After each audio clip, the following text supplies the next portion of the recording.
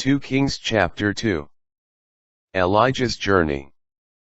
When the Lord was about to take Elijah up to heaven in a whirlwind, he and Elisha were on their way from Gilgal. Elijah said to Elisha, "Stay here, please. The Lord has sent me on to Bethel." Elisha replied, "As the Lord lives, and as you yourself live, I will not leave you." So they went down to Bethel. The guild prophets who were in Bethel went out to Elisha and asked him, "Do you know that today the Lord will take your master from you?" He replied, "Yes, I know that." "Be still." Elijah said to him, "Elisha, stay here, please. The Lord has sent me on to Jericho." Elisha replied, "As the Lord lives, and as you yourself live, I will not leave you." So they came to Jericho.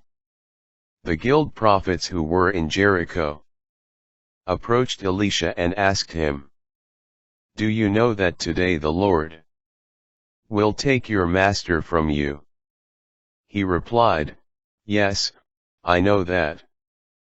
"Be still." Elijah said to him, "Stay here, please. The Lord has sent me on to the Jordan."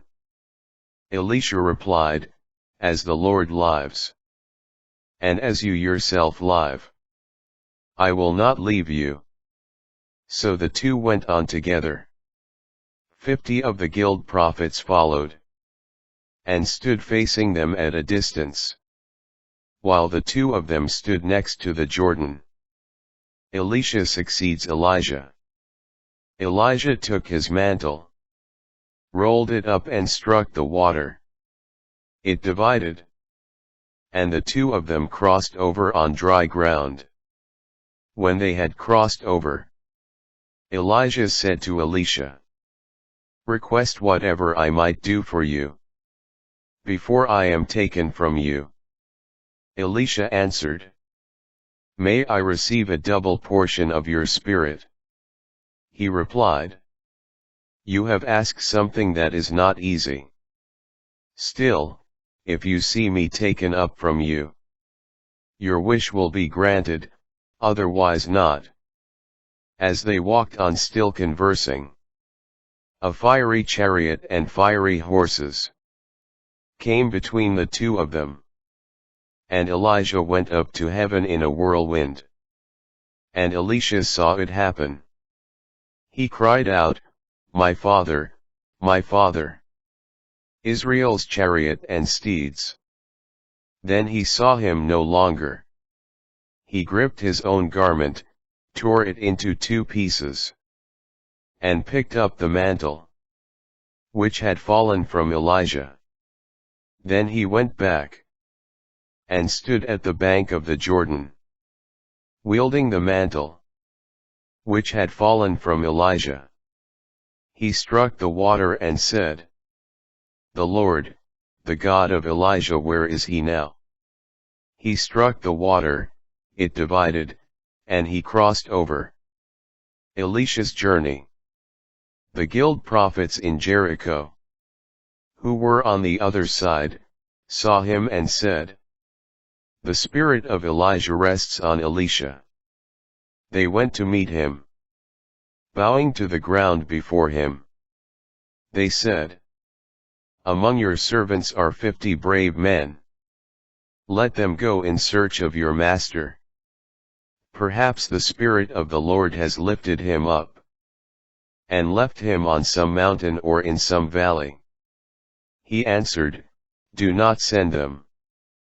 But they kept urging him, until he was embarrassed and said, "Send them." So they sent the 50 men, who searched for 3 days without finding him. When they returned to Elisha in Jericho, where he was staying, he said to them, "Did I not tell you not to go?" The inhabitants of the city complained to Elisha. The sight of the city is fine indeed, as my Lord can see. But the water is bad and the land sterile. Elisha said, Bring me a new bowl and put salt into it.